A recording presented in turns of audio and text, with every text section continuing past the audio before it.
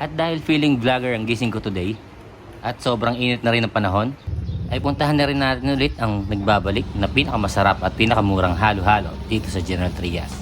Ito ay walang iba at walang kupas na Ate Amis Halo-Halo and Meriendahan dito lang sa may Vivora.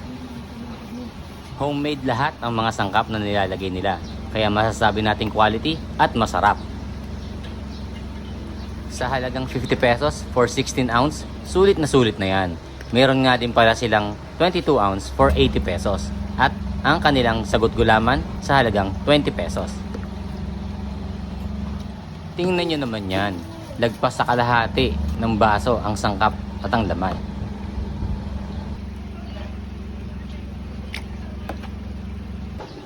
Hindi ka rin nila titipirin sa gatas. Tapos, ang finale, ang leche flan. Sa wakas at matitikman na ulit natin ang Ate Amis Halo-Halo. Tignan natin kung ilang minuto lang ay tatagal niyan sa akin. Ayun nga, in 5 minutes, ubos ang halo-halo.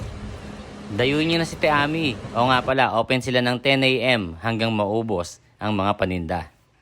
At huwag nyo nga palang kalilimutang i-follow si Piolo Pasyal. Salamat!